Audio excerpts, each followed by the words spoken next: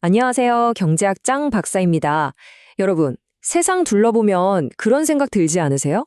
왜 어떤 나라는 잘 살고 어떤 나라는 여전히 가난할까? 정말 궁금하잖아요. 오늘 바로 그 거대한 질문에 대한 답을 한번 찾아보려고 하는데요. 국제경제학 공부하는 사람이라면 누구나 한 번은 본다는 바로 그 책, 김신행 교수님의 교과서를 가지고 한번 이야기를 풀어가 보겠습니다. 국가의 운명을 가르는 경제성장의 비밀, 지금부터 저랑 같이 한번 파헤쳐 보시죠. 네, 바로 이 질문입니다. 어떻게 하면 나라가 부유해지는가?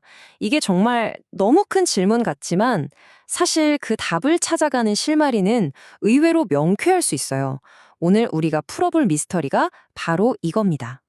자, 그럼 경제 성장을 거대한 요리라고 한번 생각해 볼까요? 진짜 맛있는 요리를 만들려면 핵심 재료가 딱 있잖아요. 그것처럼 한 나라 경제를 성장이라는 요리로 만들려면 딱 세 가지 기본 재료가 필요합니다. 그리고 교과서에서는 그 핵심 레시피를 바로 이 총생산함수라는 공식으로 딱 보여줍니다. 와, 보자마자 뭔가 복잡해 보이죠? 괜찮아요. 여기에 모든 비밀이 담겨 있으니까 저랑 같이 한번 차근차근 뜯어보자고요. 자, 여기 보세요. Y는 A 곱하기 FLK. 이게 무슨 뜻이냐면요. 한 나라의 전체 생산량, 그러니까 Y는요, 딱 세 가지에 달려 있다는 거예요. 먼저 L, 이건 레이버, 바로 노동입니다. 일하는 사람이 얼마나 많은가 하는 거죠. 그리고 K, 이건 캐피탈, 자본이요. 공장이나 기계 같은 것들이요. 그리고 마지막으로 정말 중요한 A, 이건 바로 기술 수준을 의미합니다. 똑같은 사람과 기계를 가지고도 얼마나 더 잘 만들어내느냐, 바로 그 효율성이죠. 이 세 가지가 바로 경제 성장의 엔진인 셈입니다. 자, 그런데 이 세 가지 재료 중에서 진짜 외기, 그러니까 장기적인 성장을 이끄는 비밀병기가 뭘까요? 바로 기술 A입니다. 왜냐하면 생각해보세요. 노동력이나 자본은 무한정 늘릴 순 없잖아요. 하지만 기술은, 와, 이건 정말 끝없이 발전할 수 있거든요. 그렇다면 이 보이지도 않는데 이렇게 강력한 힘을 가진 기술이라는 거, 도대체 어디서 오는 걸까요? 사실 옛날 경제학자들은요, 이 기술이라는 게 그냥 하늘에서 뚝 떨어지는 것처럼 그냥 주어지는 거라고 생각했어요. 좀 마법 같죠?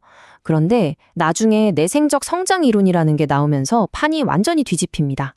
이 이론이 뭐라고 말하냐면, 아니야, 기술은 외부에서 주어지는 게 아니라 우리 경제 시스템 안에서 우리가 직접 만들고 키워낼 수 있는 거야 라고 주장한 거죠. 엄청난 생각의 전환이었어요. 바로 이 수식이 그 어떻게 기술을 키워낼 수 있는지에 대한 답을 줍니다. 이게 바로 기술, 즉 A의 성장 설계도라고 할 수 있겠네요. 이것도 한번 같이 자세히 들여다보죠. 자, 이 공식이 말하는 건 생각보다 간단해요. 기술 발전은 크게 세 가지 길로 이루어진다는 겁니다. 첫 번째는 R&D, 즉 연구 개발이죠. 우리가 직접 새로운 걸 만들어내는 거예요. 두 번째는 인적 자본, 휴먼 캐피털. 사람들을 교육시키고 훈련시켜서 능력을 키우는 겁니다. 그리고 마지막 세 번째, 이게 또 엄청나게 중요한데 바로 기술 이전, 테크놀로지 트랜스포입니다. 그러니까 해외의 앞선 기술을 우리가 배워오는 거죠. 자, 그럼 여기서 한번 생각해 보자고요. 특히 이제 막 경제 성장을 시작하려는 나라 입장에서 이 세 가지를 다 잘하기가 쉽겠어요? R&D에 돈 쏟아붓고 전 국민 교육시키고 어렵죠? 그렇다면 이 기술 수준, A를 가장 빨리 가장 효율적으로 높일 수 있는 지름길은 뭘까요? 정답은 바로 개방입니다. 나라의 문을 활짝 여는 거죠. 왜 개방이 지름길이냐고요? 개방은요, 마치 전 세계의 모든 지식과 기술이 우리나라로 콸콸 쏟아져 들어오는 거대한 고속도로를 까는 것과 같아요. 무역을 통해서, 외국인 직접 투자를 통해서, 심지어는 선진국 제품 사다가 분해해서 따라 만들어보는 역공학을 통해서도요. 말 그대로 세상에 이미 존재하는 모든 기술을 스펀지처럼 쫙 빨아들일 수 있게 되는 겁니다. 자, 그렇다면 이론은 명확한 가설을 제시합니다. 바로 더 개방적인 나라일수록 더 빨리 성장해야 한다는 거죠. 이론은 그런데 과연 현실 세계 데이터도 똑같이 말해주고 있을까요? 한번 확인해 보시죠. 자, 이제 이론 얘기는 충분히 한 것 같고 실제 데이터가 어떻게 나오는지를 봐야겠죠? 바로 이 그래프가 그 질문에 대한 아주 강력한 증거를 보여줍니다.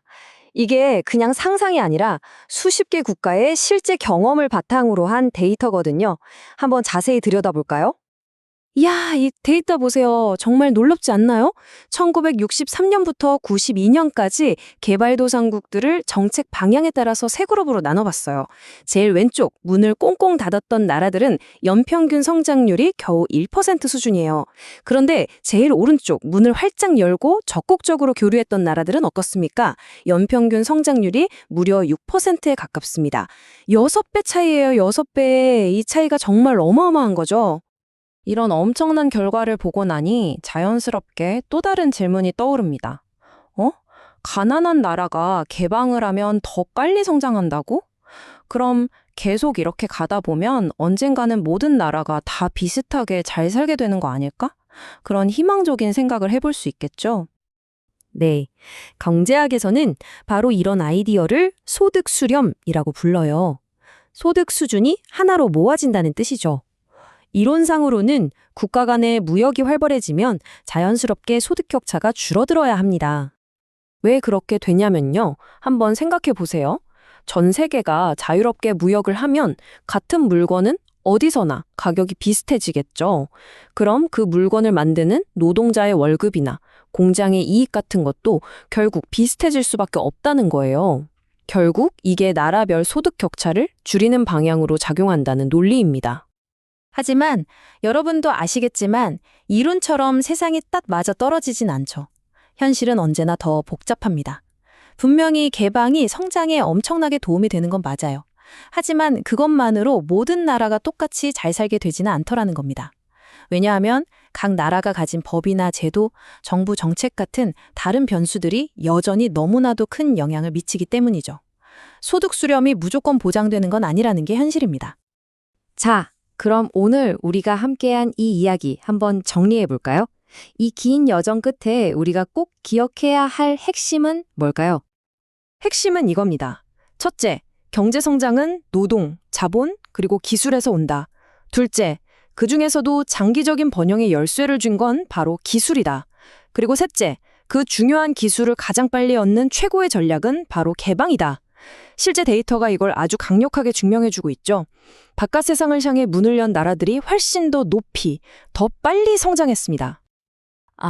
오늘 수식도 나오고 그래프도 나오고 해서 좀 머리 아프셨을 수도 있어요. 저도 충분히 이해합니다. 하지만 여러분, 절대 겁먹거나 포기하지 마세요. 이 국제경제학이라는 게요, 알고 보면 세상을 이해하는 정말 강력하고 멋진 도구가 되거든요. 오늘 우리가 나눈 이 이야기들을 딱 이해하고 나면요, 신기하게도 국제 뉴스나 역사, 그리고 여러 나라의 정책을 둘러싼 논쟁들이 전혀 다르게 보이기 시작할 거예요. 마치 세상을 보는 새로운 렌즈를 하나 장착한 것 같은 느낌이랄까요? 이게 바로 경제학이 우리에게 주는 힘입니다. 여러분도 이 힘을 계속해서 키워나가시길 진심으로 응원하겠습니다.